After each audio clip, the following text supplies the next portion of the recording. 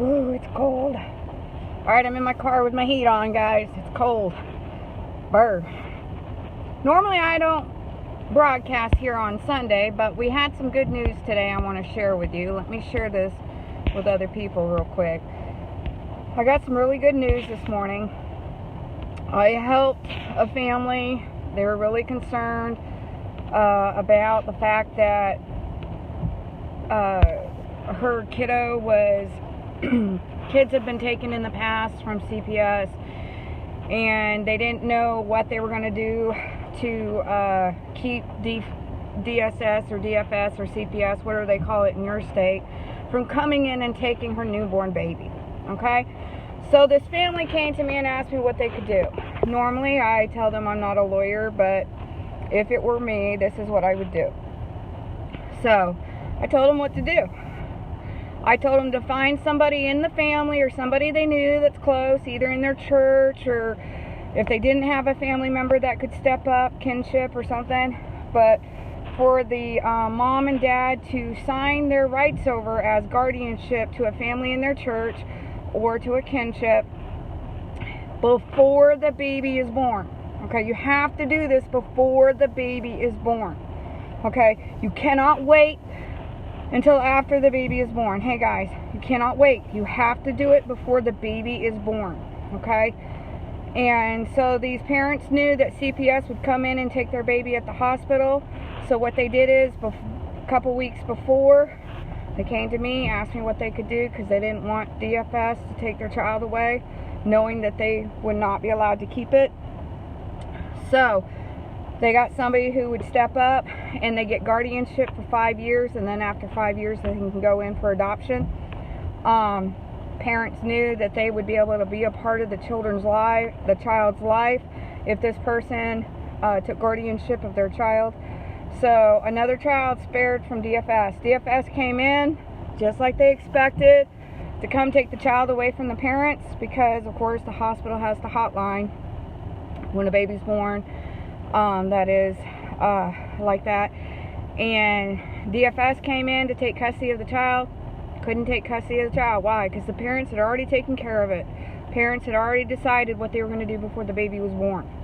Okay, so they couldn't get their clutches in on the brand new baby. So I know what I'm doing, guys. I may not be a lawyer, but I know how they think. Okay, if you know that CPS or DFS is going to take your child away, let me tell you how to keep them from them. Okay, find somebody that you know, somebody that you trust, who will raise your child properly, whether it's somebody in your church, whether if you don't have family, find somebody that you trust, somebody that you know will raise your child and treat them right, and be able to see them and watch them grow up. I'd rather do that and help somebody do that than to have DFS come and take that little baby away. We just did this for a family member. My daughter took the twins. That's awesome. See? Awesome. Guys, notarized guardianship. Absolutely. Get the notarized guardianship. Now, I've actually encouraged families to do that immediately. I actually have my daughter that if somebody ever were to hotline me or somebody like that, they can't take my child. Okay? Find somebody in your family. Not for them to actually take custody of your child, but if something were to, I mean, the way our system is today, you've got to have a backup plan.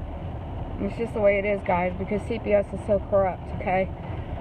And what's funny is when they went to the hospital, this is the funny part, when they went to the hospital to go get this baby, they were like, who told you to do this?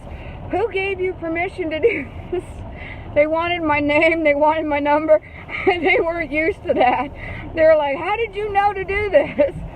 And of course the family, I had told them not to tell them who told them to do that, because I'm not a lawyer, okay? But they were like, who told you? Why? Because they lost a baby, okay, guys? Unfortunately, that's just, they don't like that, okay? I just took probably about $2 million out of their pocket, okay?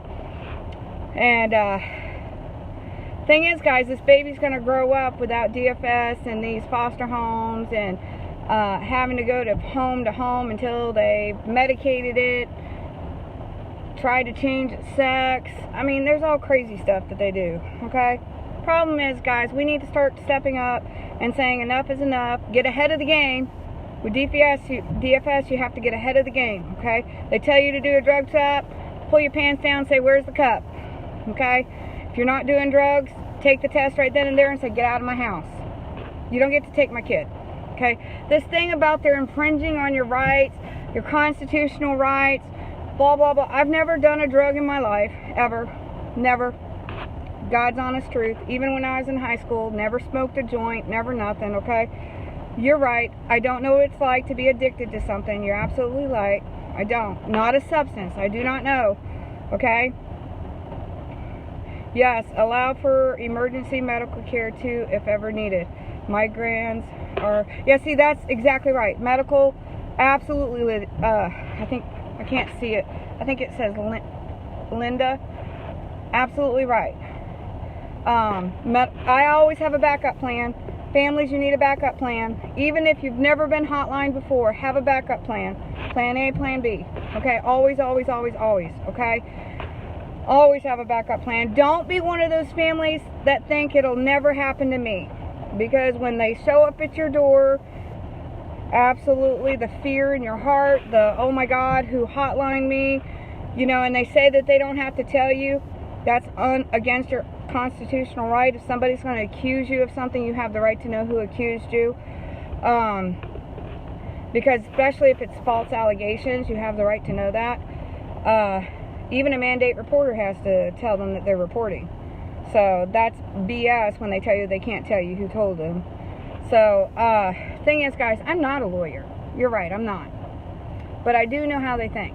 I spent my whole life in the system. Literally my whole life. Okay? I've seen caseworkers. I've seen supervisors. I've seen how the system works. I see that you can't go against them. They will make it their mission to destroy you. Literally. Okay? I have seen them sit there and devise a way to get back at the families. I've literally seen it. Okay? Yes, power of attorney is not enough. They can't touch. Let's see, power of attorney is not enough. Guardianship, they can't touch. They will always say anonymous. Well, I know, they say anonymous. But you can actually subpoena. I've learned this the hard way. But you can actually subpoena who said it. You can get a lawyer, if you have a lawyer, to subpoena who said it. Especially if it's false. Because then you can charge the person who filed a false... It's like calling the police up and giving a false... report. They can go to jail for that. Okay, same thing with DFS. A lot of people don't know that. If they're falsely accused, they can subpoena the records on who accused. They can actually do that. I mean, we've done it before. Because they're not, that's just like, I mean, you're innocent to proven guilty is supposed to be here in America, right? Well, DFS doesn't do that. You're guilty no matter what. Okay? Unfortunately. Now, here's a pet peeve of mine, guys, and a lot of you are going to be mad at me when I say this, okay? And I've had to have families do this, okay? This is one thing that really irks me. When a family, and I've had several cases like this, where a woman has had multiple children with multiple different men, okay?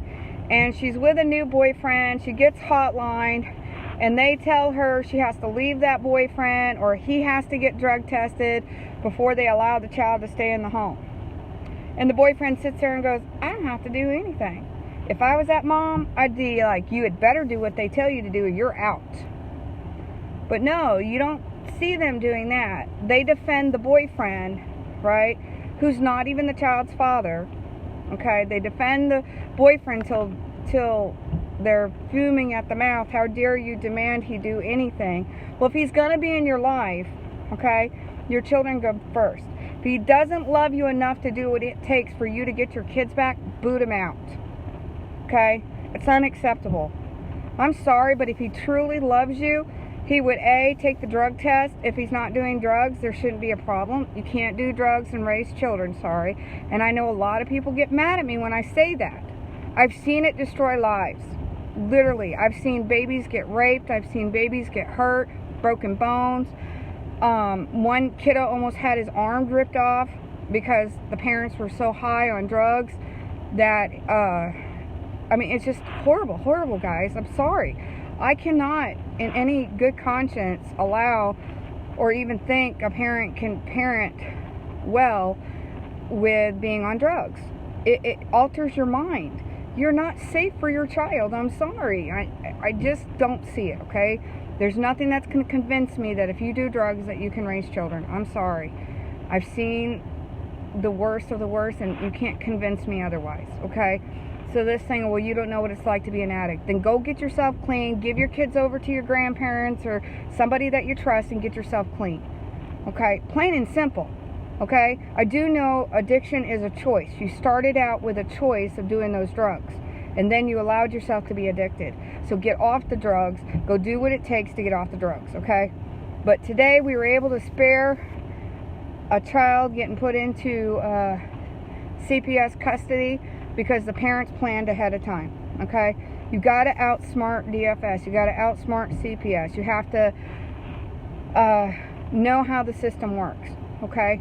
Because they had already made plans for the safety of that child. They cannot take that child until the child is born. Until that child comes out, they can't do anything about it. That's why you have to do something before the child is born. And that's what we did today. Well, not today, but the other day. But when the baby was born, of course, guess who shows up at the hospital? Yeah, well, they didn't get the baby. So, guys, I thank you for tuning in with me today. I know I don't normally do a Sunday, but I was out and about today and I wanted to share the news. Now tomorrow I probably am I'm gonna be teaching a class on Tuesday night on Zoom with Fran. So if you guys want to learn some more how to get your children back, because I had a 96% rate in reunifying families. I know what I'm doing. I know what I'm saying. They don't like what I tell parents. They don't like how I do things. But the thing is, guys, they're holding your children hostage. I know how they think. I'm not a lawyer. Absolutely not. But I know how to make your appointed lawyer do what you want him to do. Okay? And make them fight for you. Okay? That's their job. Okay? And we can make them do their job. Okay? And I can tell you how. I can teach you how. I can teach you how to make them do what you need them to do, okay? Just like they make you do things, you can make them do things, okay? Plain and simple, okay?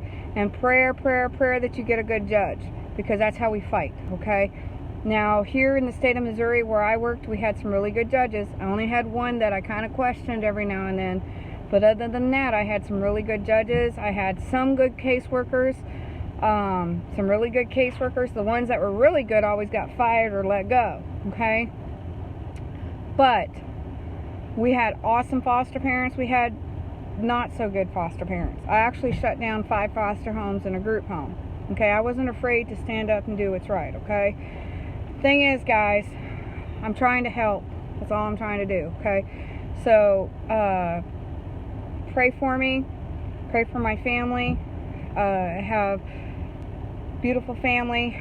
This isn't easy. This is probably one of the hardest things I help people do, okay?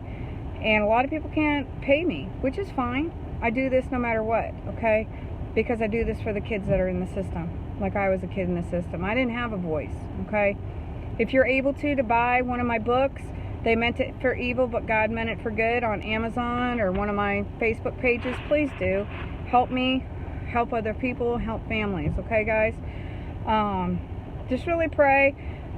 I really want to continue in this, but if I can't start doing and selling books and stuff, I'm going to end up having to give this up because I don't have the time and have to go back to work, actually working a 40-hour week job, okay, which is fine. People can still instant message me. I'll help whenever I can, but my family comes first. I got to take care of my family. Money's running out, so pray for me. Pray for this family. I'm really excited that this baby did not get in DFS custody. I'm really excited about that. And I also helped another family get a kiddo back in their care. He's been in the system for many years, group homes, but they're really excited he gets to come home. So I'm real real proud of that. So thank you, Lucy. I appreciate it. All right, guys. Thank you for tuning in. I know this is Sunday and you're probably getting ready to go to church here. I should be going to church when I'm helping my daughter with one of her cases tonight. I'm just transport, so I get to sit in the parking lot waiting for her to get done. So, but guys, pray for me. Pray for this family. They got a brand new baby they got to take care of, and they're real excited. So, and mom and dad are doing great, doing the right thing. It's not easy sometimes, guys, doing the right thing, but these parents did the right thing knowing what was coming down the road. And I have a lot of respect for this family that did the right thing, okay?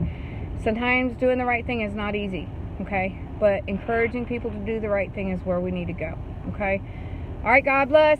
You have a great night. Bye.